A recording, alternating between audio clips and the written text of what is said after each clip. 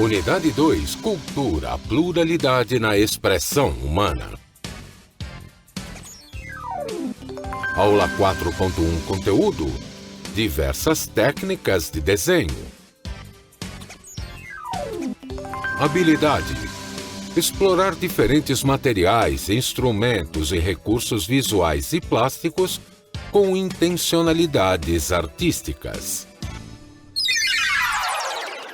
Hoje vamos dar continuidade à aula com um assunto novo. Vamos falar sobre desenho. A aula está muito interessante, tenho certeza que vocês vão gostar.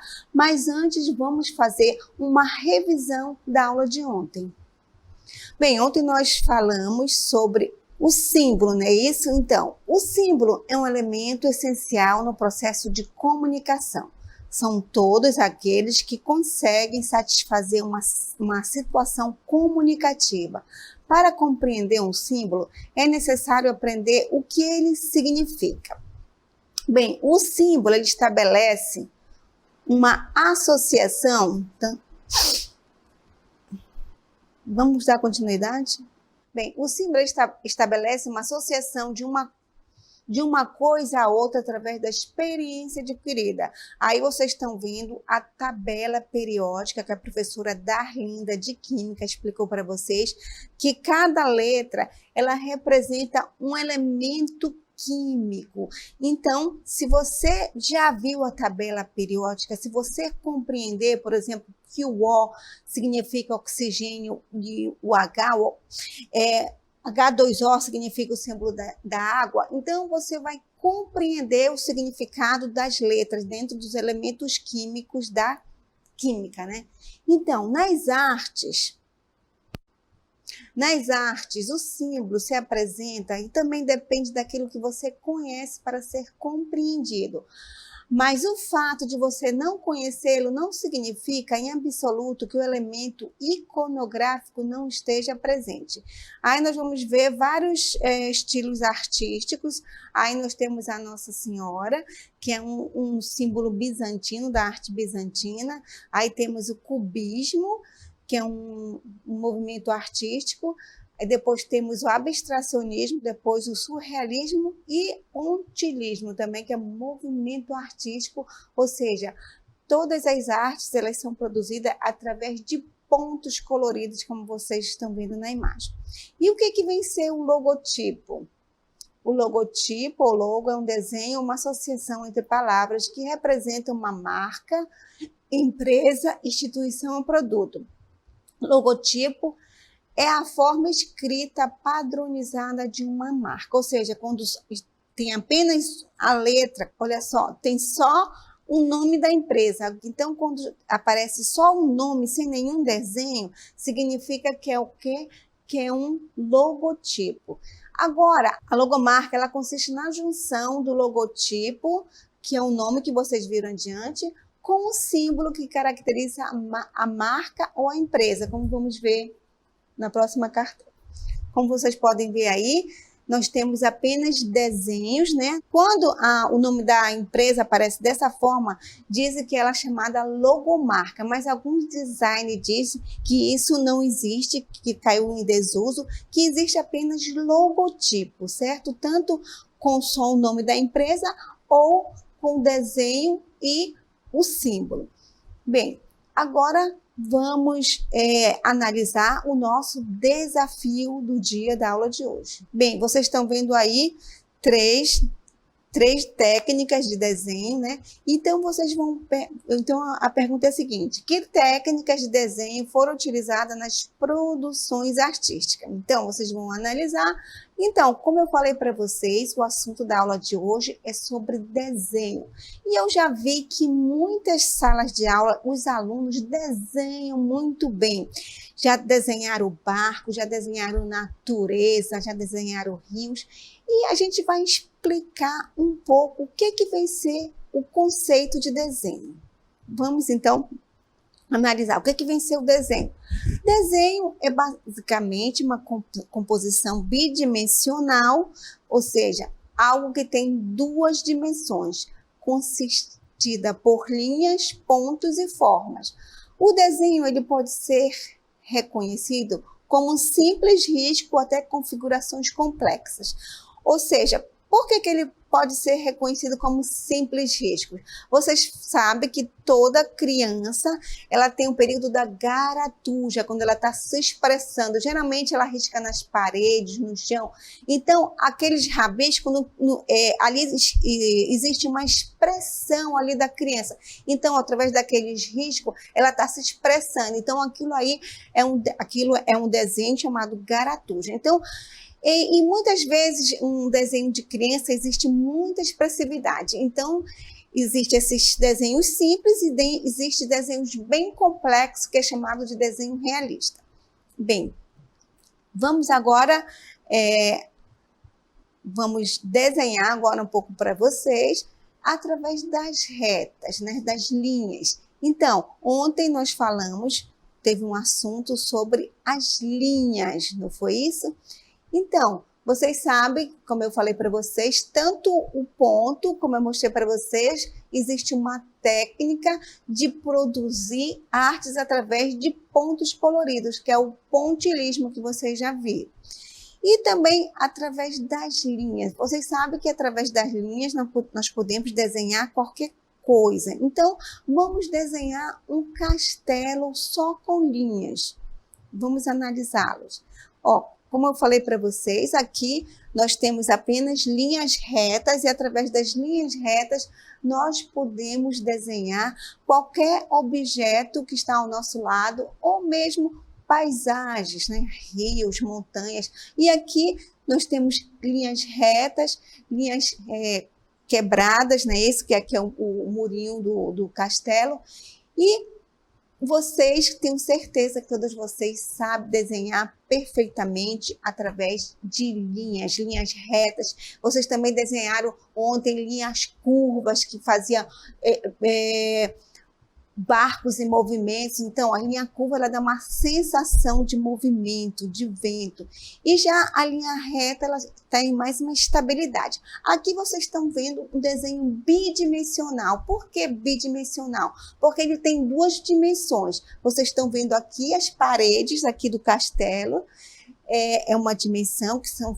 lembra dessas linhas aqui que eu falei que são linhas verticais? E já a linha horizontal, que é o chão aqui do castelo, né? Que é chamada linha horizontal. Então, através dessas duas dimensões, ou seja, nós temos a altura, que são as linhas verticais, e aqui a linha horizontal, que é outra dimensão. Então, são duas dimensões. Vocês podem ver que esse desenho não tem perspectiva, ou seja, ele não tem profundidade, ele não tem sombra. Então, é um desenho mais bidimensional, possui duas dimensões. É por isso que o conceito do desenho diz que ele tem duas dimensões, não é isso? Então, é a altura aqui e aqui a largura, que seria essa linha aqui do chão horizontal. Então, e quanto à forma do desenho, como ele pode ser classificado?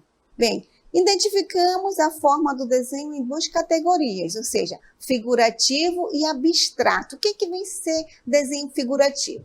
Bem, nós desenhamos um castelo que todos vocês já viram nas histórias, em quadrinhos, já assistiram nos filmes, não é isso? Então, imediatamente, vocês identificam aquela imagem como um castelo. Então, tudo que existe ao nosso redor, na natureza, quando desenhamos, procuramos desenhar o mais real possível, significa que é um desenho figurativo. E o desenho abstrato é um desenho que não é nada figurativo, ou seja, é desenhado apenas com traços, com manchas, com cores. Então, ele não tem forma nenhuma, nada que existe na natureza ou objetos você pode encontrar no desenho abstrato. E ele é mais um desenho expressivo. Então, vamos chamar agora uma personagem, principalmente as meninas conhecem, que é a Cinderela, que ela vem aqui no nosso estúdio. Olha só que coisa linda aqui a Cinderela. Olha, tá vendo só? Então, a Cinderela é o que ela significa? É um desenho figurativo. Então, essa belíssima aqui, figura Cinderela, que veio nos visitar hoje, ela é um desenho figurativo que todos vocês conhecem, é isso das histórias, encantadas, né? Isso que tenho certeza que os pais de vocês já leram para vocês. Então, isso aqui é Cinderela. Então, vamos ao conceito, o que vem ser o desenho figurativo.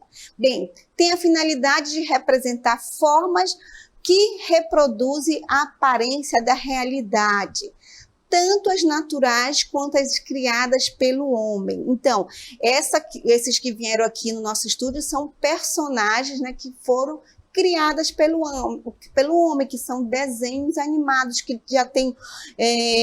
já são muito antigos. Então, desde os avós de vocês, os pais, e vocês também conhecem esses personagens que duram até hoje. Bem, a sua execução pode ser a partir da observação de memória ou de criação. Como assim?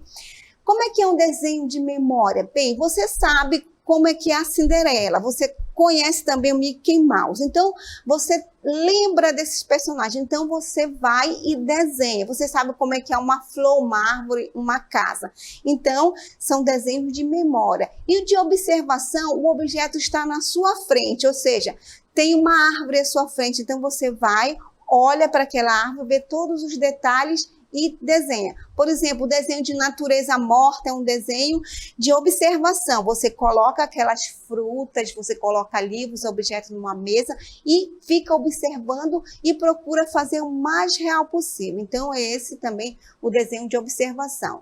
Então, existe esses desenhos de memória e observação. Então, a arte figurativa ou figurativismo é um estilo artístico das artes visuais pautada na representação das formas, seja de seres humanos, objetos, animais, paisagens, dentre outros. Então, o figurativismo é isso, ou desenho figurativo. Então, você desenha tudo que está ao seu redor, ou animais, ou paisagem, tudo que é real, não é isso?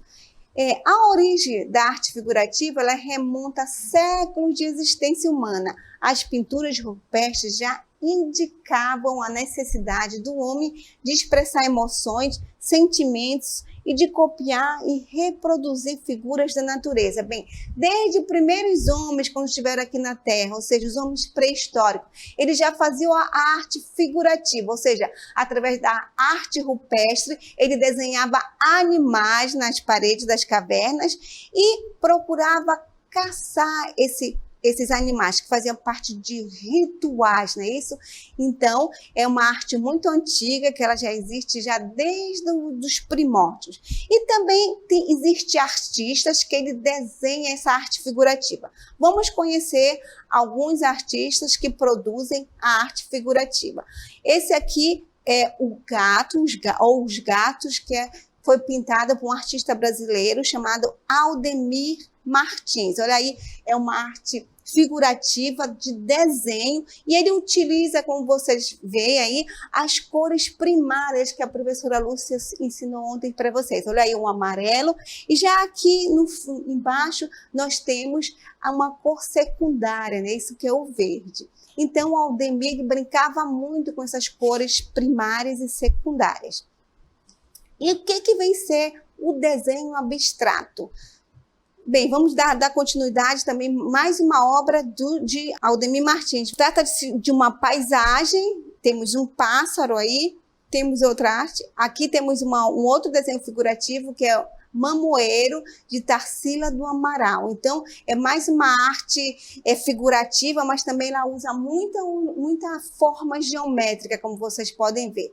Apesar de usar várias formas geométricas, é um desenho figurativo, ou seja, ela retrata ali o dia a dia, por exemplo, da cidade do Rio de Janeiro, que é o Morro da Favela. Então, vocês conheceram alguns artistas que produziram essa arte figurativa, certo? E vamos agora analisar o que vem ser o desenho abstrato. Ele é uma representação gráfica não figurativa, que tem como motivo de referência formas orgânicas, formas da natureza e geométrica e composição com linhas planas ou sólidos geométricos.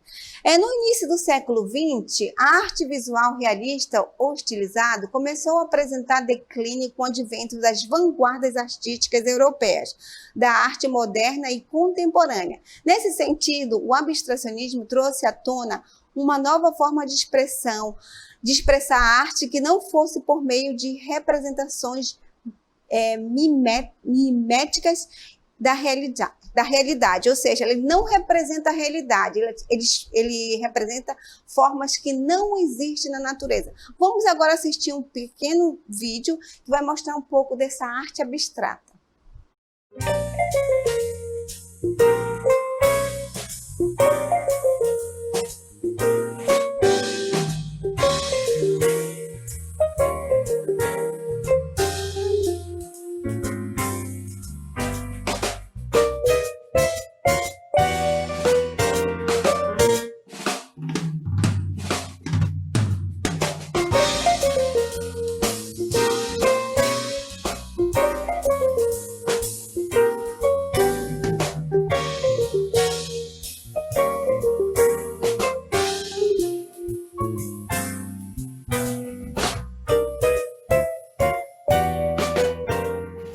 Então, como vocês viram, a arte abstrata é bem diferente do figurativo, ou seja, não são apenas traços e formas. E agora vamos dar continuidade com a aula com a professora Lúcia.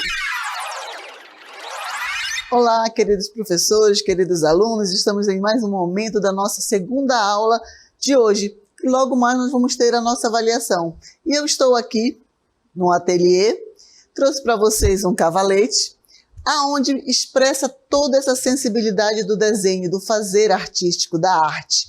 E não porque continuar com esse assunto que é justamente sobre o desenho, sobre a pintura, sobre as técnicas que os artistas se apropriam para expressar os seus sentimentos. Então, nada melhor do que um ateliê para representar tudo isso. O ateliê é o local onde o artista, o profissional, ele cria suas obras de arte. Nós acabamos de falar sobre o desenho figurativo, sobre o desenho abstrato. O desenho figurativo é aquilo que engloba a nossa imaginação, aonde ele é reconhecido. E o abstrato, como nós temos aqui, essa imagem, que é justamente de um desenho abstrato, onde existem as cores falam dos sentimentos, expressam através das cores e das linhas. E aí, agora nós vamos falar justamente dessas técnicas que envolvem esse fazer artístico. E o que seria uma técnica de pintura? Vamos ver? Bem, técnicas de pintura. As técnicas de pintura podem estar associadas aos materiais que se utilizam para pintar.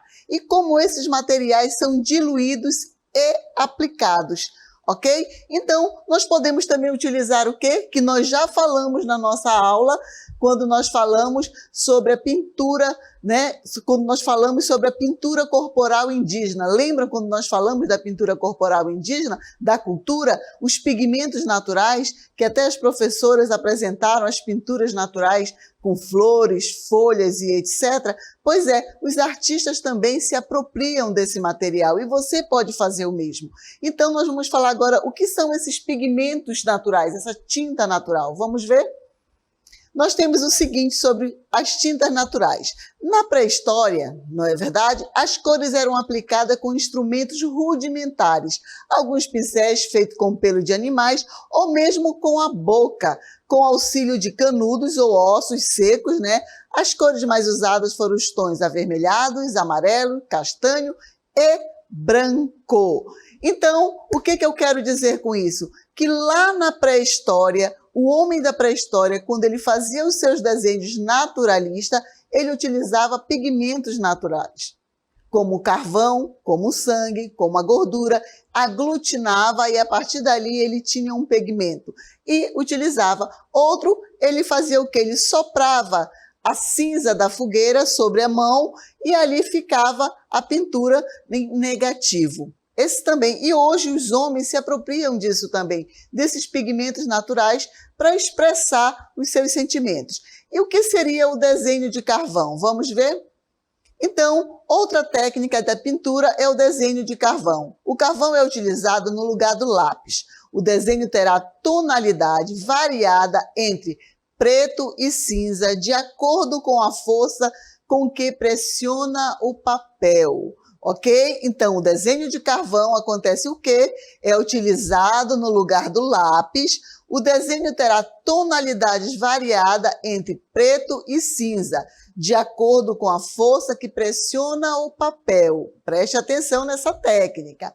É um método artístico de desenho mais antigo que se conhece e, ao mesmo tempo, o mais simples. O material é feito de paus de madeira carbonizados, geralmente de ramos de salgueiro ou videiras, que é feito esse carvão próprio para o desenho. Nós temos uma outra técnica de desenho que é o giz de cera sobre lixa. Aí nós temos um exemplo desse giz de cera sobre lixa. O que é isso? É uma folha de lixa, aquela lixa que se lixa a parede, lixa as coisas. Pois é, os artistas também utilizam. Eles utilizam o giz de cera, que são barras, na verdade, de ceras coloridas em formatos e tamanhos diferentes, que contém pigmentos antitóxicos. Então, o que é isso? Eles fazem um desenho que vai dar uma sensação mais áspera nesse aí. Vocês estão vendo no segundo momento, né, o sol, aquele pôr do sol, é utilizado com o giz de cera. E qual foi o suporte? Foi a lixa. O giz de cera proporciona uma pintura mais rústica do que o lápis de cor. O desenho é feito com giz de cera sobre a lixa para experimentar a textura. Então, é isso que eu falei para vocês. O material utilizado foi o quê? O giz de cera. Mas qual foi o suporte? O suporte é o quê? É onde o artista vai fazer o seu desenho. Alguns artistas utilizam uma tela, né, que está aqui no nosso ateliê. Outros utilizam uma lixa, ou um pedaço de tecido, ou um papelão, ou uma madeira. Esse é chamado de suporte, aonde o homem vai desenhar. Os homens da pré-história utilizavam o quê? As cavernas, na verdade, a parede da caverna. Então, o suporte era a parede da caverna. O material era sangue, gordura e etc. Nós estamos vendo suporte e material. Nós falamos do carvão, lembram? Que utilizamos o papel, mas o carvão também pode ser feito na tela. Você pode utilizar uma tela para desenhar com carvão. O giz de cera, você pode utilizar eles em várias formas, que nós vamos ver uma outra técnica que se utiliza o giz de cera. Vamos ver? Pintura com giz de cera derretido. Como é que acontece isso? A arte do giz de cera derretido é algo divertido para todos os aventureiros artísticos. É muito simples, ainda que o resultado final possa ser estarrecedor. Não é de se espantar que tal arte ande tão popular. Então, o que acontece? O giz de cera, muitos artistas colocam o giz de cera, alguns pegam o secador de cabelo, tá? Eles pegam o secador de cabelo, é como se eles colocassem aqui, eles colassem algum giz de cera, vamos dizer, a base, né, o suporte tem que ficar aonde? Ou na vertical ou na horizontal. Eles colocam o giz de cera, muitos pegam o secador e colocam sobre o giz de cera e ele vai escorrendo e formando um colorido. Existem vários desenhos com isso. Experimentem. Se for utilizar o secador, alguma coisa, vejam como é que vai ficar. Ou então mesmo vocês podem esquentar o giz de cera numa vela ou no fogo, isso com o auxílio de um adulto, e você pode passar no papel ou no tecido, onde você queira que seja seu suporte, e você vai ver um efeito muito bonito, ok? Aí nós temos outro que está muito no nosso alcance, que é a caneta hidrográfica. O que é hidrográfica?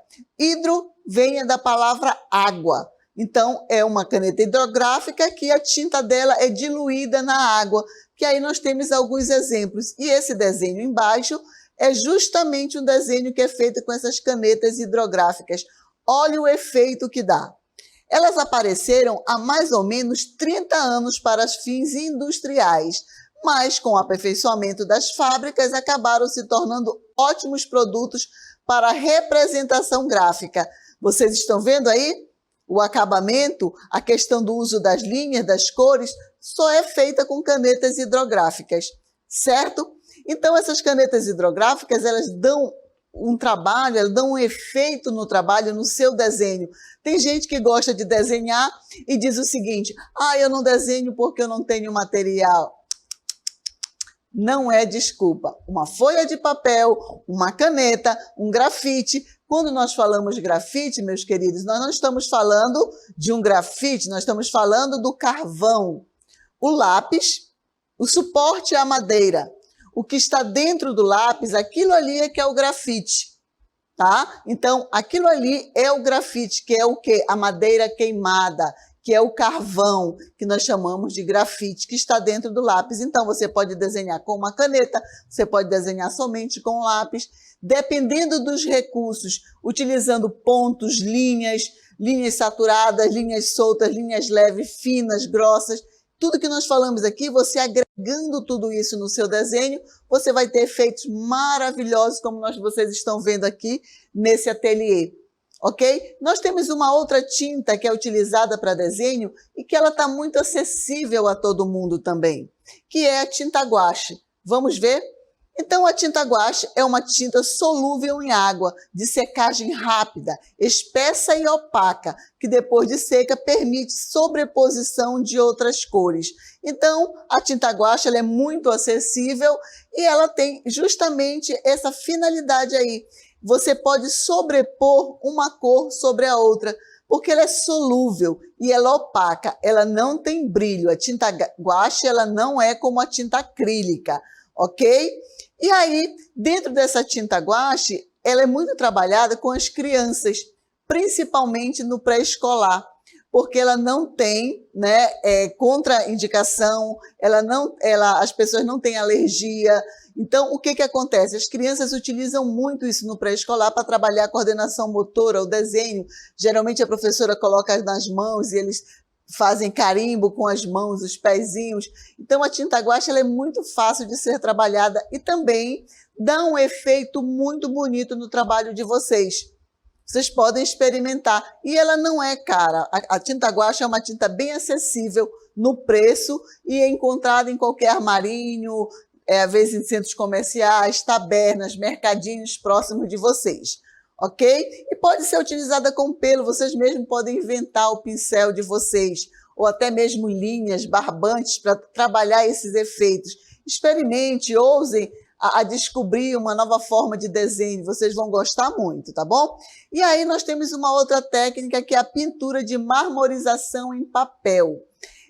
Essa técnica é muito diferente, ela tem alguns produtos químicos, ela não é tão barata de ser feita, mas ela dá um efeito de marmorização no papel. Ela é feita com água, coloca-se o sorvete nela, né, que vocês estão vendo, a técnica de marmorização, embora aparentemente seja bastante fácil, requer muita habilidade e paciência, uma vez que, por vez, a necessidade de refazer-se parte da superfície ou da peça. Então, dentro dessa técnica, eles utilizam água, eles colocam a tinta nessa água, mas essa água ela tem um solvente, um fixador. Quando está todo organizado, eles colocam um papel sobre essa água. E esse papel ele vai sugar essa tinta e quando é retirado da água, a marmorização ficou no papel, dá um efeito muito bonito. Aí, diferentes técnicas de desenho e pintura na linha do tempo. A cor é fundamental na pintura por possuir qualidades próprias. Então, um desenho bem colorido, ele pode ser monocromia? Pode. Ele pode ser bastante colorido? Pode sim. É ele que vai dar vida no seu desenho, é ele que vai informar o espectador o que você está querendo repassar, que surgiram a partir de experiências em manipulações e tentativa de combinações de elementos ao longo da história. O pintor precisa ser um conhecedor de cor e de tinta. Ok, meus queridos? Então, a questão da cor, quando eu falei monocromia, o que é mono? Uma única cor. Policromia, várias cores.